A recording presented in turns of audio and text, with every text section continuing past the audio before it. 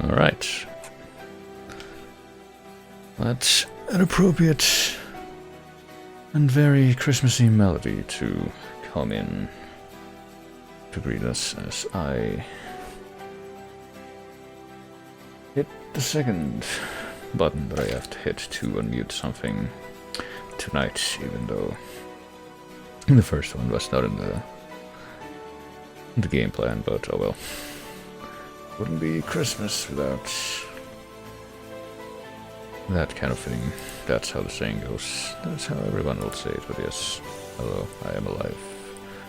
For a little bit at least, I would hope it would seem. And there is one thing, one intent that I bring, but yeah.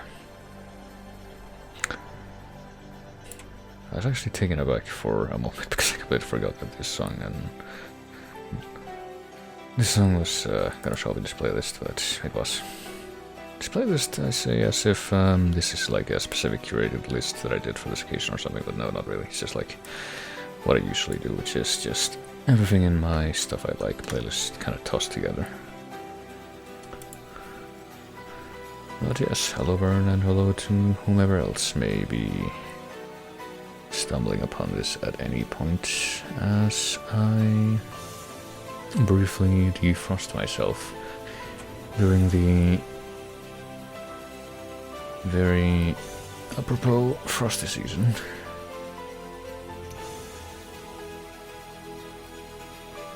I've had the Christmas dinner, I've had the lingering bloating sensation, and now I decide that instead of just playing video games on my own, I might as well play a video game that I've been wanting to play on stream for a good while, but just never actually got around to doing.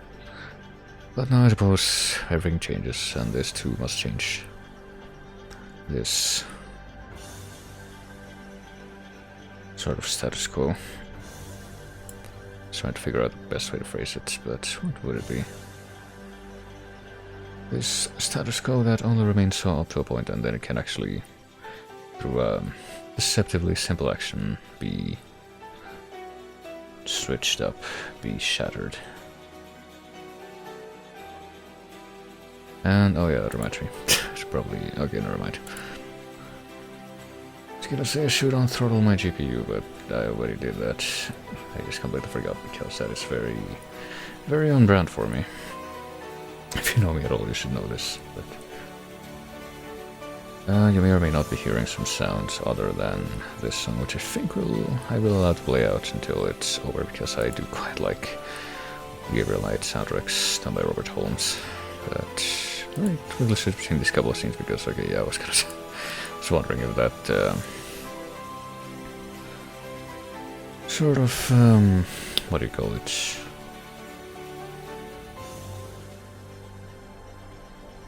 That pontificator window, which is now a vestige, I guess. I did switch up the configuration of at least this screen so that I won't have to use it anymore, but I would assume that the other thing that I have set up is in place now, but I suppose we can eventually find out. But right now, I'm just making it increasingly more transparent that I'm just stalling for time, because I'm not sure how loud this is gonna be when I try to make it visible. The other window, which I already have in my openness, and which might be, I don't know, the how do you call it? That music that we just heard, yeah, might have been oddly appropriate for this window, but it's going now.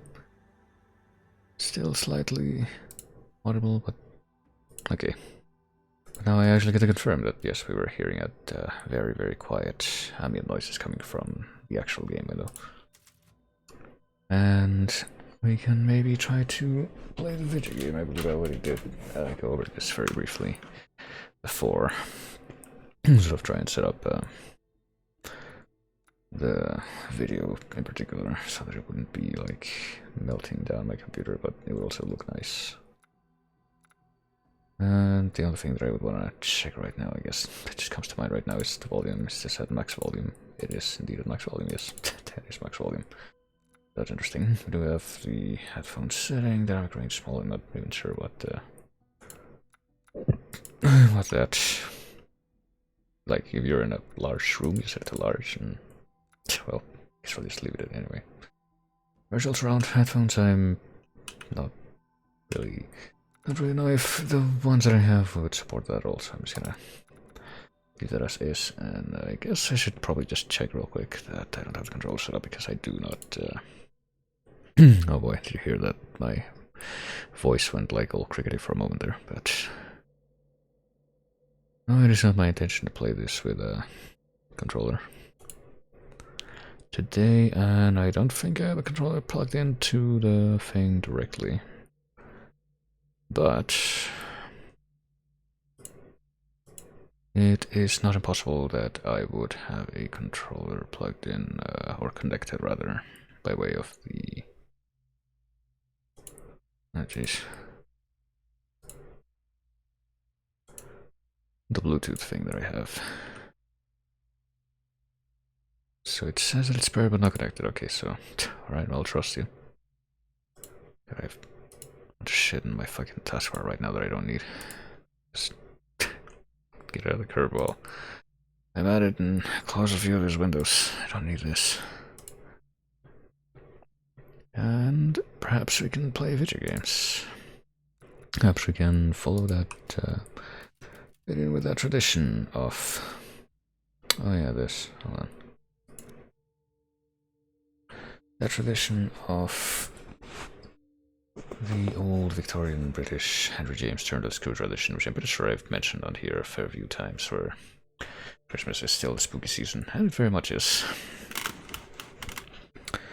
And we'll see just how well this game will end up fitting into that, but I think we'll actually play this movie before we start the game, because I did play Resident Evil 7, and I streamed the whole of Resident Evil 7 on here. That was quite a few moons back, but something I never did play was any of the DLCs for Resident Evil 7, and I have no idea if that's going to figure into this at all, so maybe this will figure into this little recap, maybe not. I guess I'm going to find out.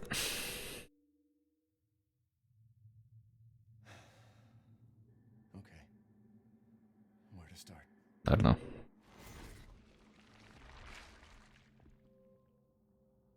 My name? It's Ethan. Ethan Winters. It's been 3 years since everything happened at the Baker house. I was looking for my wife, who disappeared. I got an email from her. She told me to come get her. And of course, that's how I ended up in the middle of nowhere, Louisiana. I found Mia being held captive in a dark basement. She wasn't thinking right. She attacked me like some kind of wild animal. Later on, I found out that she was infected by a special kind of mold. I looked all over the house trying to find an antidote, a vaccine, anything.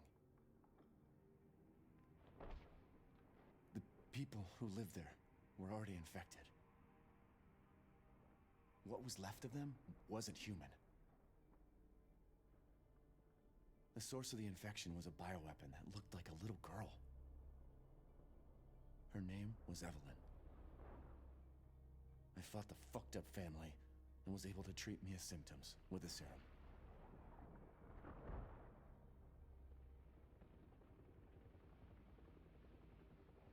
Then Chris Redfield and his soldier buddies showed up and saved the both of us.